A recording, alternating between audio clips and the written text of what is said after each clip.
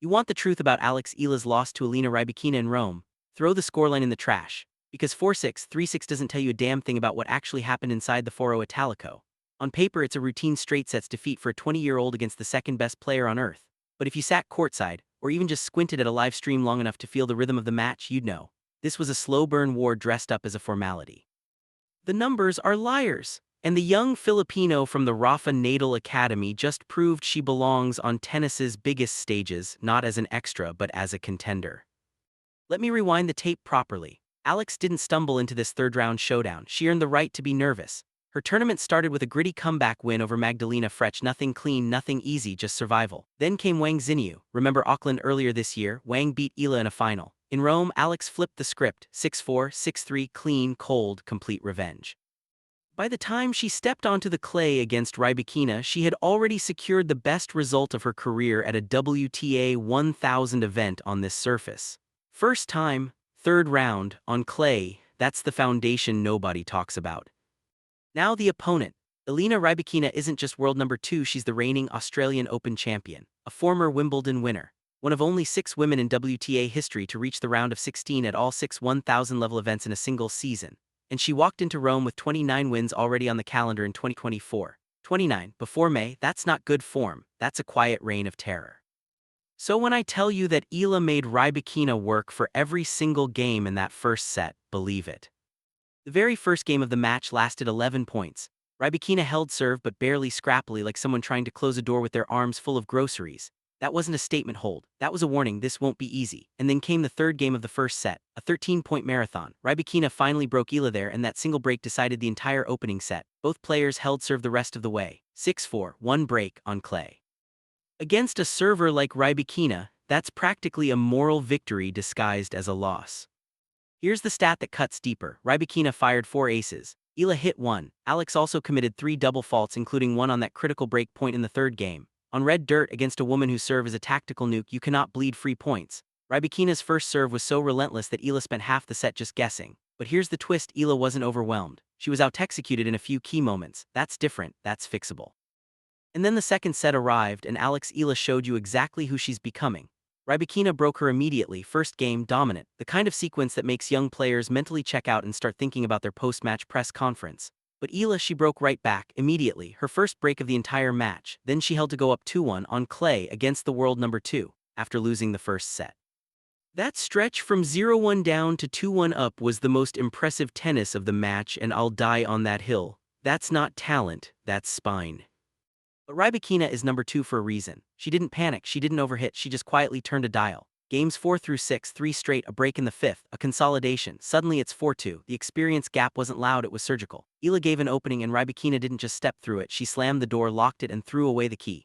From there, both held serve until Rybakina broke one final time in the 10th game. 6-3, match over. But not before Eala made her earn every step. Now let's talk about the numbers that actually matter, because the box score is a liar but the advanced stats tell a different story. Eala finished with a 67% first serve percentage. Rybakina, 62%. That's right, the 20-year-old wild card got more first serves in than the second best player on planet Earth. That's not supposed to happen. Where Rybakina won was on return, 47% of return points won. That's monstrous.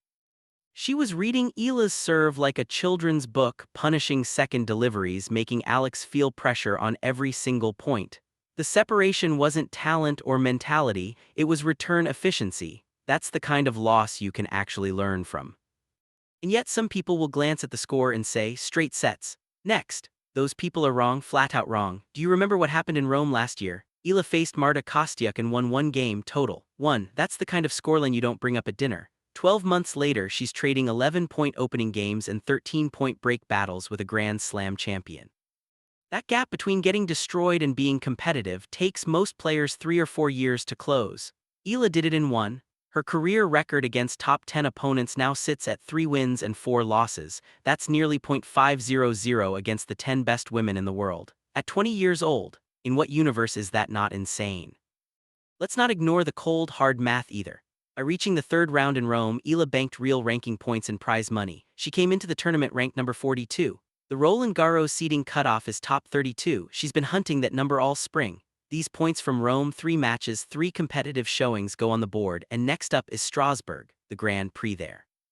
She's listed as a qualifier, and that tournament is her final sharpening stone before the French Open. A couple of wins in Strasbourg and the ranking math starts tilting her way. A seeded entry at Roland-Garros would be massive. It means avoiding top 5 players until at least the third round. It means breathing room. It means building rhythm instead of surviving a landmine on day 2. But the bigger picture is this. Eala's Italian Open run, even ending here, might be the most quietly important week of her season. She came back against Frech, she avenged a final loss to Wang, and she pushed Rybakina further than almost anyone expected. 3 matches on the red clay of the Foro Italico against increasingly dangerous opponents. She competed in every single one. A year ago she couldn't say that. Today she's building a resume on the surface that once ate her alive. The Natal Academy connection is real. You can see it in the patience, in the willingness to stay in rallies, in the decision to construct points instead of detonating them early. Clay punishes impatience, and Eala is finally playing like she understands that. You don't push Rybakina to 13-point break games by accident. That's preparation. That's coaching. That's a player who walked onto court with a plan and executed it as well as humanly possible against someone who is, right now, simply better.